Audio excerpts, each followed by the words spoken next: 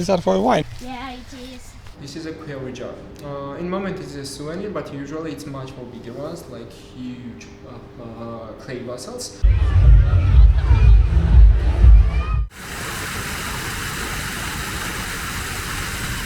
Suntem tot în Kutaisi.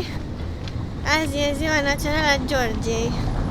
Și am văzut seara trecută că erau ceva pregătiri în parc, am văzut ceva expoziții și o să mergem și noi să vedem ce se întâmplă. Da, dacă tot am prins ziua națională sau independență, cum zic ei, pentru că în 1907 sau 18 și-au declarat independența, cu 3 ani în 1922, dacă rețin bine minte, au fost incluși în Uniunea Sovietică, în URSS. Și de atunci până în 1991, când a devenit nouă independență, au fost sub URSS. Și mereu să vedem și noi. Am văzut că erau steaguri pe acolo, dar nu știam sigur dacă e ziua națională sau alt eveniment. Dar sper că nu plouă, că azi e cam înnorat, da? E foarte ignorat. Mamă, cât de lume e acolo!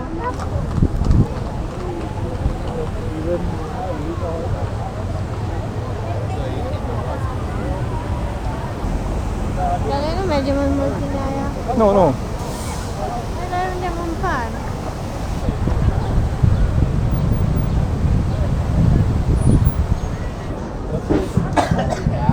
Dacă putem intra pe aici.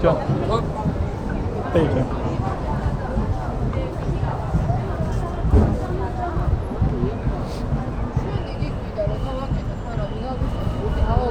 Aici de seară e concert.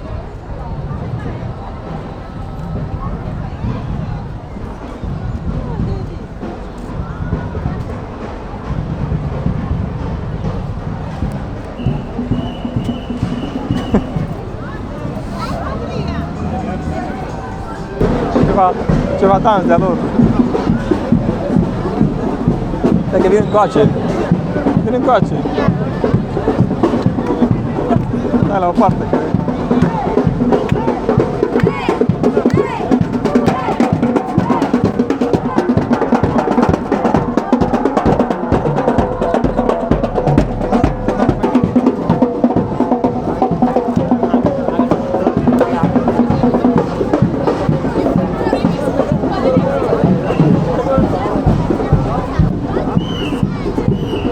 Toată lumea te îngheze, dă seama, să facă poze acolo.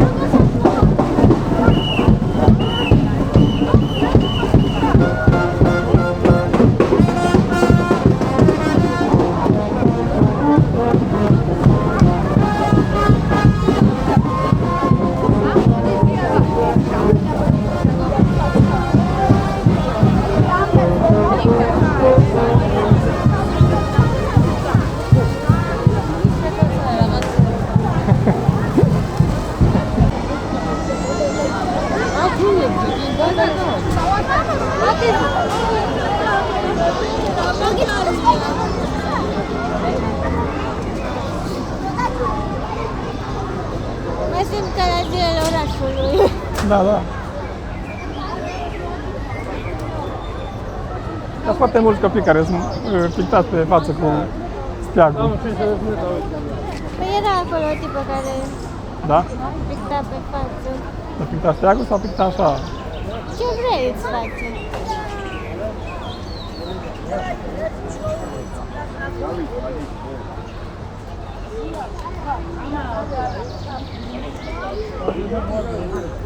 E strada asta și e închisă? Poate că e închisă astăzi. Da, da, uite că e... Ah, da. Lumea se plimbă pe stradă acum.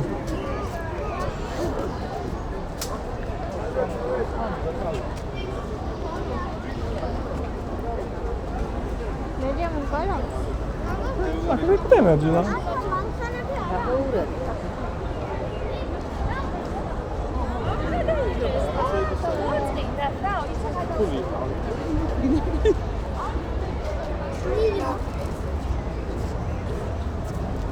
Reprezintă armă, nu știu dacă chiar o idee bună, dar... Păi așa, nu dacă iar arme, dar au echipamentul. Da, uite.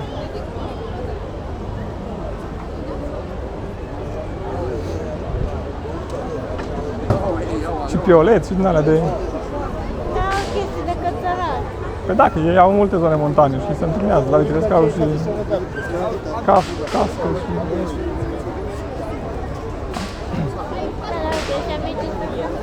Păi normal, dai seama că un copil care...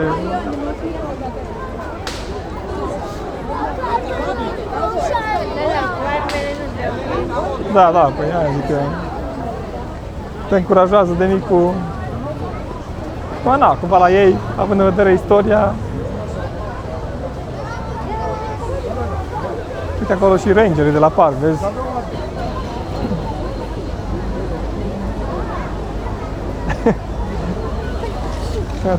Cum s-a fătit la cu steagul? Vezi, sunt tot felul de panouri din astea cu poze din parcurile naționale. Da, zona asta Imeret are foarte multe peșteri și... Uite, aici vreau să mă duc. O cață canion. Da. Ce poți să faci? Te cață pe cascadă. Da, sau să faci canyoning, cred că și vară, în canion. Ah, da, probabil. Cascada asta e tot în locație, în canion.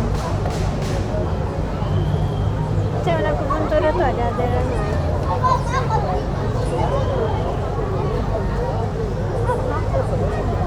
Aici vreau să merg. Acolo vrei să mergi?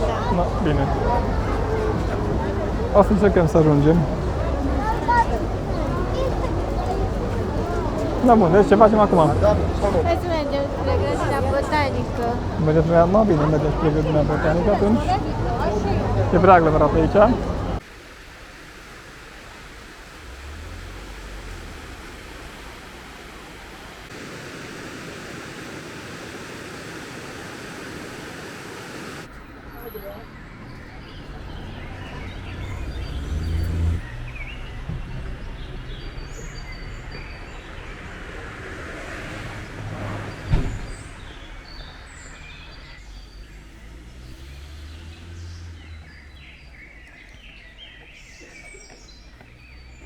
Hai că te assortezi cu pădurea. Cât ai dat? Un lari de persoană, adică 2 lari. Adică Ok. cât vine? 1,80 lei. Cam așa, de persoană.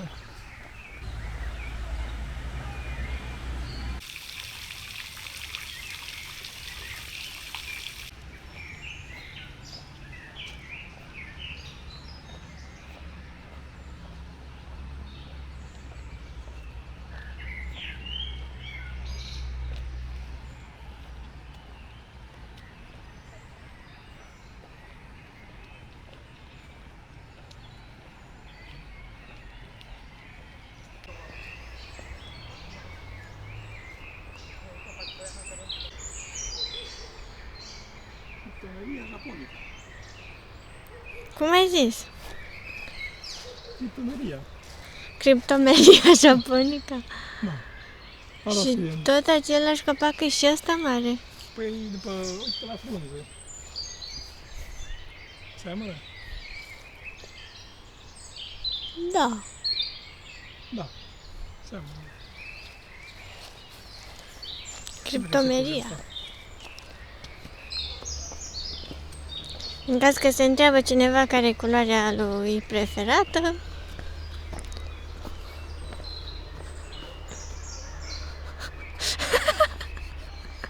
și șosetele lui. E așa, un turcoaz. O să pun și asta. Aoleu, nu, te rog. Nu, mă, e suficient, serios. E suficient. Bine? Nu m-a sortat? Da, te-a sortat prea mult.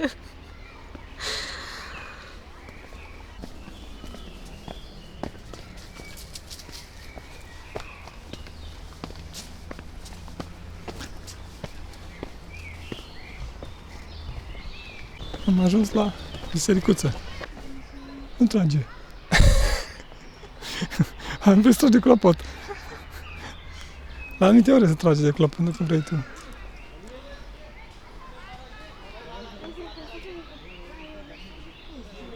Păi da, s-a închis biserica aici, deschide ușa. Da. Cum e voie? Păi nu cred că pot să deschid. Nu? Nu fac asta. Da, era deschis la un moment dat.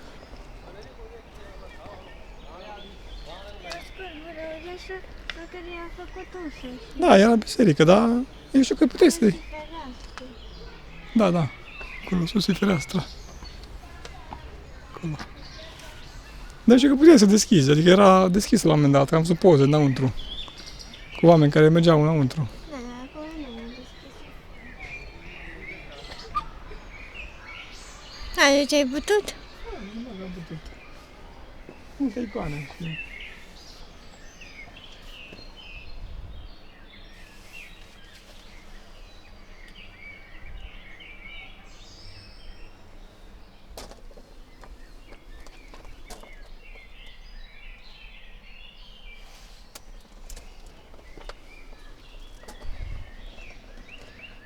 Au făcut fereastra ca să fie lumină. Cum era la bisericile alea din Capadocia, în Era tot stâncă. scorbură.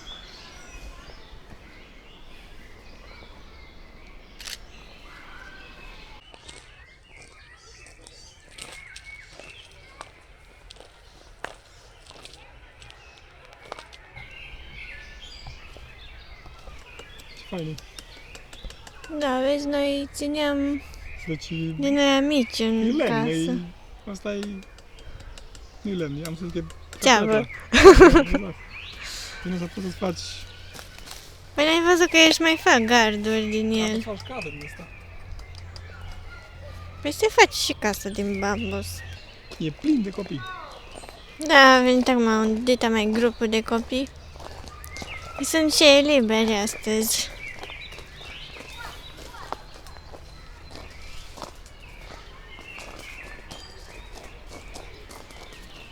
În timp ce ne plimbam prin grădina botanică, am întâlnit o fetiță, nepoata îngrijitorului grădinii botanice, care vorbește foarte bine engleză și care s-a oferit să ne fie ghid. Nice to meet you. You are free today. It's a National Georgian Day. Yeah. How old are you? I'm 11. I don't like excursion with a lot of people because it's too much noise and I don't like noisy places. These are for wine. Yeah, it is. And under this is much more bigger than here. It's broken now, it was from, Yeah, you can take the wine. yeah, from this deep. It's so deep. Bigger and underground. No. It's called Very? very fair. Yeah. Clever. Very? Așa acolo e. It's like Yeah. a cover. Yeah. To keep cold in here. Teach us some Georgian. We Okay. know just Gamajoba and Madlova. Okay.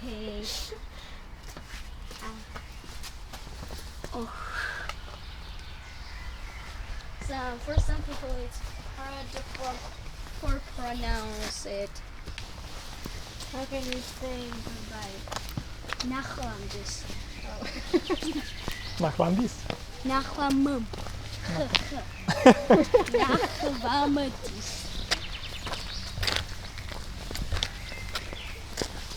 Și dacă tot ne-a spus ghidul nostru despre Kvevri, vasele în care se păstrează vinul georgian, aflați că Georgia e țara vinurilor. Georgienii se mândresc cu strămoșii lor și cu faptul că sunt cei mai vechi producători de vin din lume. În Georgia au fost descoperite dovezi ale producției de vin începând cu anul 6000 înainte de Hristos. În Kutaisi vei găsi o serie de vinării. Întâmplător l-am cunoscut pe Irakli, proprietarul vinăriei Wintage, care ne-a spus povestea vinului georgian autentic. This is a place where we usually are explaining tours how we are making the wines in Georgia. Georgia is the oldest winemaking country in the world. We have 8,000 non-stop history of producing the wines, and we are proud about it. So today we will talk exactly this style, how we are making the wines in Georgia.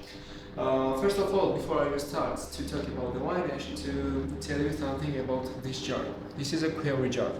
In the moment it's a souvenir, but usually it's much more bigger ones, like huge clay vessels, and inside we are making the wines. This kind of clay vessels we are producing only in three regions: in Merti region, which are located in the moment, in Gurial region, which is a little up in the mountains, and in the eastern part of the Georgia, this is a Kakheti region. This is a special kind of clay which includes some different kind of minerals and metals as well, and we are making this one in only 2 months, during July and August, because it should get dry very fast. These quarry pots are under the ground, like in these pictures, because it's under the ground, it's always the same temperature, plus 14-15 degrees during winter, during summer, which making the process much more easier, and he gives wine stability, which is very important during the fermentation time. In Georgia, we have more than 500 different kind of grapes, and we have more than 100 different kind of wines. And we have around 10 microzones, and these microzones have the grapes from the growing up. In this picture, which you can see to the top, this is the mountains, sun, birds, all this together means the microzones, and microzones have the grape for the growing up. In the October, mostly in the autumn time, we have the harvest. During the harvest, we are picking the grape, taking it home and smashing. Smashing means that we are separated skin and the juice, which we are mixing one more time in the clay pots.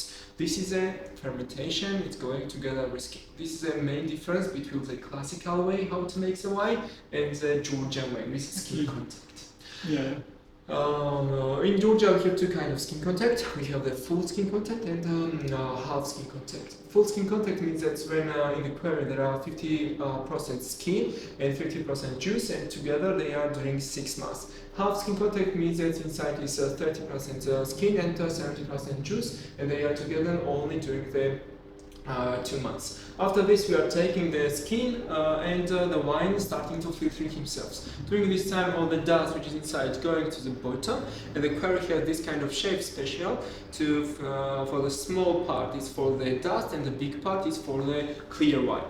This filtering time going around 2-3 months, and after 3 months, we are opening the quarry and carefully taking this clear wine and putting in the clear quarry, and after this, you can drink it, or you can keep in the quarries as well.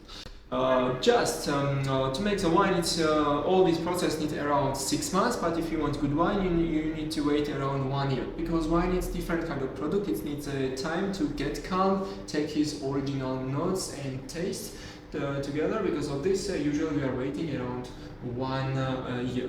After 1 year, it's already good for the drinking. You can make a wine more old as well, but old wine it needs special kind of temperature to keep it, and they are usually more expensive. So because of this, most of the wines which you can meet in Georgia, they are 2-3 years old. In the shop, we have two kind of exposition. This is a homemade wines, and mostly the small winemakers making these wines at home. We have here the organic wines, we have the normal wines as well, and we have the wines which are made in old barrels as well, not only in quarry ones. We have the special limited editions, like you can see here. These ones are the limited editions, which is several bottles only, and the price, of course, are a little bit expensive. But this shop is from everyone, not only for the rich people, because you can find here the wines which are very small as well. This is a small sparkling wines. We have two kind of option. It's called Jujuna, and Jujuna means like sparkling.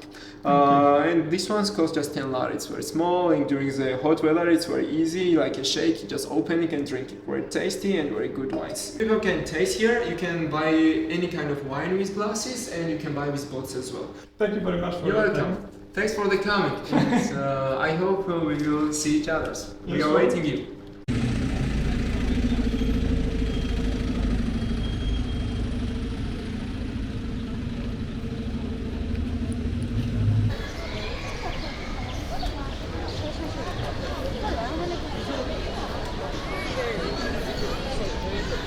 Acum e plin de lume peste tot, toți sunt liberi.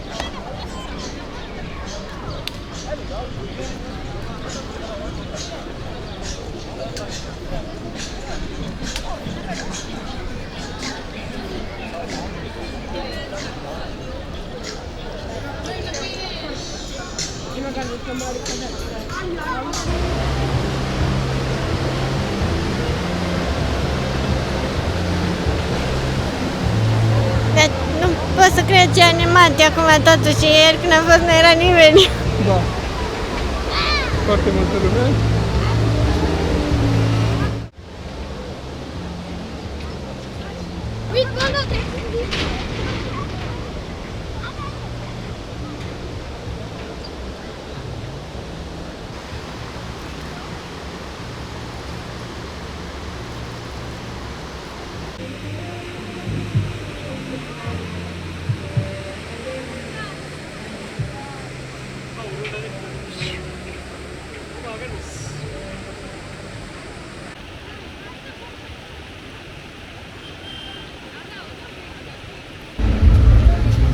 Deci aglomerat e peste tot.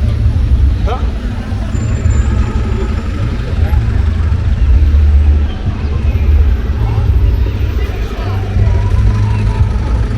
E concert acolo.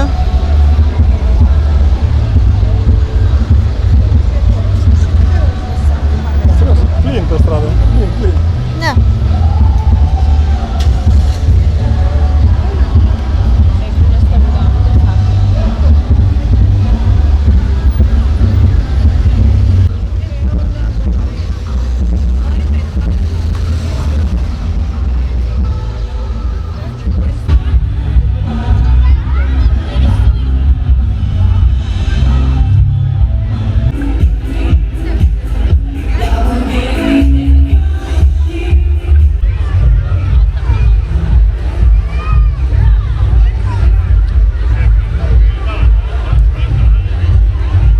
Cam asta a fost noua zi în Kutaisi. Cam asta a fost Ziua Națională a Georgiei. Da, am prins și noi o parte din festivități. Probabil că vor mai fi și de seară concerte și alte evenimente, dar Dar eu nu mai sunt curios. E foarte, foarte multă lume. da, nu e stilul Așa, nostru de obositor. atmosferă. Dar a fost interesant să vedem, să prindem ziua lor aici. Și ne mai avem puțin și ajungem la cazare. Urcăm, de aia răsuflăm așa, cred că urcăm o pantă.